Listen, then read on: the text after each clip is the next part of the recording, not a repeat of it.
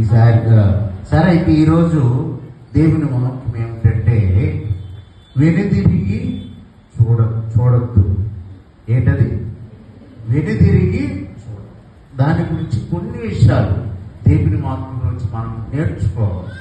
ఈరోజు వచ్చామంటే మనము నేర్చుకోవాల్సినవి కొన్ని ఉంటాయి. అవి మనకి దేవుడు నేర్పిస్తూ ఉంటాడు. అవి మనం నేర్చుకోవటానికి ప్రయత్నించేద్దాం. లోకసువార్త 9వ అధ్యాయము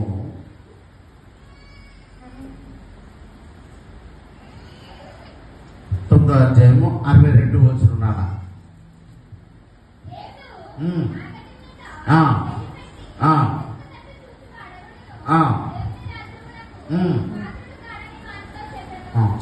ప్రార్థన చేసుకుందాం. తల్లో వంశండి ప్రార్థన చేసుకుందాం. ప్రేమస్వరూపిణి యేసయ్యకు వేలాది వందనాలు చెల్లిస్తున్నాం తండ్రి. ఈ ఉదయకాల భారతంలో మిమ్మల్ని స్తుతించుటకు, మిమ్మల్ని ఘనపరచుటకు ఇచ్చిన గొప్ప భాగ్యాన్ని బట్టి వందనాలు చెల్లిస్తున్నాం. పాటలతో నేను స్తుతించి, నిన్ను ఘనపరిచి, నేను మహిమపరిచినందుకు వందనాలు చెల్లిస్తున్నాం. వాక్యంతో మాతో మాట్లాడి మా హృదయాలు ఈ వాక్యాన్ని ఫలింపచేయమని, మీరు నడిపించమని యేసు పరిశుద్ధ నామమున అడిగి వేడుకుంటున్నాము తండ్రి.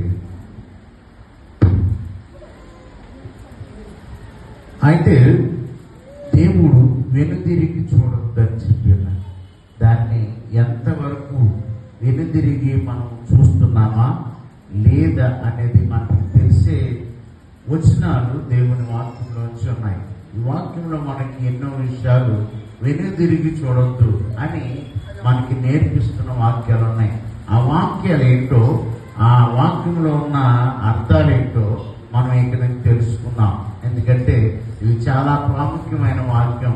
ఎవరు విడిచిపెట్టొద్దు, ఎందుకంటే మీ మదిలో ఉంచుకోవాల్సిన వాక్యం అన్నమాట. కాబట్టి మనం ఇక్కడి నుంచి మనం నేర్చుకున్నవన్నీ కూడా మన హృదయంలో పాటించే వారిగా ఉంటే దేవుడు అనేకమైన మేళ్ళు కురిపిస్తుంటాడు. చదువుతాలి. నాగటి మీద చేయి పెట్టి వెనుక తట్టు చూడు, దేవుని రాజ్యమునకు పాత్రుడు కారని వానితో. ఇప్పుడు మనమందరము దేవుని రాజ్యంలోకి వెళ్తామా? నేను వెళ్తానండి. మీరు వెళ్తారా దేవుని రాజ్యానికి? ఏమండి, దేవుని రాజ్యానికి మీరు వెళ్తారా? వెళ్తారని నమ్మకం ఉందా? చేతులు ఎత్తొచ్చు. నమ్మకం ఉన్నవాడు. ఎవరికి లేదా నమ్మకం? అయ్యి బాబు ఎంతమంది వచ్చారు, ఎవరు నమ్మరా? నమ్మకం లేదా దేవుని రాజ్యంలోకి వెళ్తానికి? అది ఇప్పుడు వస్తున్నాయి, లేస్తున్నాయి. మనం చెప్తేనే కానీ మళ్ళీ ఆ దేవుని రాజ్యంలో మనం వెళ్ళాలని నమ్ముతున్న వారు చేతులు ఎత్తచ్చు. మంచిదే. ఇంకా ఎత్తాలి, ఇంకా బలంగా ఎత్తాలి. మనకి చేయలేం కొరస కాదు కదా. రైట్. ఎందుకంటే దేవుని రాజ్యంలోకి వెళ్ళటానికి మనం వెనుక తిరిగి చూడొద్దట. అది చూస్తే మనం దేవుని రాజ్యంలోకి వెళ్ళలేమంట. వెనుక తిరిగి అంటే మన పాప జీవితంలోకి మళ్ళీ వెళ్ళకూడదు. మన పాప జీవితంలో మళ్ళీ వెనక్కి తిరిగి చూడొద్దు. నీ జీవితంలో అలా చూస్తే ఏంటంట, దేవుని రాజ్యమునికి పాత్రుడు కాదు. దేవుని రాజ్యంలో నువ్వు ఉండాలనుకుంటున్నావా? దేవునితో నువ్వు ఉండాలనుకుంటున్నావా? అయితే వెనుతిరిగి చూడొద్దు. వెనుతిరిగి నీ పాప జీవితాన్ని చూడొద్దు. దాన్ని చేయకూడదు. దానికి దూరంగా. ఇప్పుడు గేదె పెట్ట ఉంది, దాన్ని ఏమంటారు? పేడ. సారీ, గేదె పేడ ఉంది. మనం దాని దగ్గర ఉంటామా? అక్కడ పడుకొని అన్నం తింటా, లేకపోతే పరుపేసుకుని పడుకుంటామా? ఏమంటే చెప్పండి, పడుకుంటారా? ఎందుకు పడుకోము? దానికి దూరంగా ఉంటే పెంటకి దూరంగా వాసన భరించలేము. అలాగే పాప జీవితం కూడా అలాంటిదే. మనం దానికి దూరంగా ఉండాలి. ఎవరికి దగ్గరగా ఉండాలి?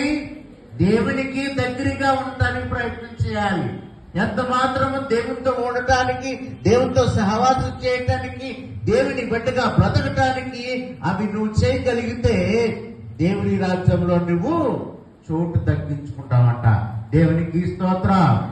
దేవుని రాజ్యంలో నువ్వు చోటు తగ్గించుకోవాలంటే 1000 రూపాయలు పెట్టి కొనుక్కోవటం కాదు, 10,000 పెట్టి కొనుక్కోవటం కాదు, నేను పరిశుద్ధుడని చెప్పుకోవటం కాదు. నీ జీవితాన్ని ఇక నుంచి పాపం లేని వాడిగా బ్రతికి చూపించాలి. ఏం చూపించాలి? పాపం లేని వాడిగా బ్రతికి చూపించాలి. అప్పుడే పరలోక రాజ్యంలో నీకు అర్హత కలుగుతాయి. అప్పుడు పథకాలు వచ్చినాయండి. ఏం కావాలి? పథకాలు రావాలంటే ఏం కావాలి? ముఖ్యంగా ఒక కార్డు కావాలి. ఏం కార్డు అది? పథకాలు కావాలంటే ఆధార్ కార్డు, ప్రతి దానికి ఆధార్ కార్డు అడిగారు. ఎందుకంటే ఇది ఉన్నావా లేదా ప్రూఫ్ కోసం. అలాగే దేవుని రాజ్యంలోకి నువ్వు వెళ్ళాలి అంటే నీకు అక్కడ ప్రూఫ్ చూపించాలి. ఏమని ప్రూఫ్ చూపించాలంటే ఇక లోకంలో నువ్వు పాపంను వదిలి, ఇక లోకంలో పాప జీవితంలో గడపకుండా అప్పుడే ఆ ప్రూఫ్ అక్కడ చూపించగలిగితే దేవుని రాజ్యంలో అర్హుడువు నువ్వు. దేవుని రాజ్యంలో అర్హుడువు నువ్వు. కాబట్టి అర్హత సంపాదించాలి. ఎవరి దగ్గర అర్హత సంపాదించాలి చెప్పండి? దేవుని రాజ్యం కోసం మనం అర్హత సంపాదించాలి. ఎందుకంటే ఈ లోకంలో ఎన్నో సంపాదించుకుంటాం. ఆస్తు సంపాదించుకుంటాం, డబ్బు సంపాదించుకుంటాం, బంగారం సంపాదించుకుంటాం, ఎన్నో సంపాదించుకుంటాం. కానీ నువ్వు సంపాదించుకున్నది ఏంటో తెలుసా? ఈ భూలోకం నుండి చనిపోయే వరకు నువ్వు సంపాదించుకోవాల్సింది దేవుని రాజ్యము అర్హత సంపాదించుకోవాలి. దేవుని రాజ్యంలో అర్హతను సంపాదించుకోవాలి. ఆ సంపద నీ జీవితాంతకాలము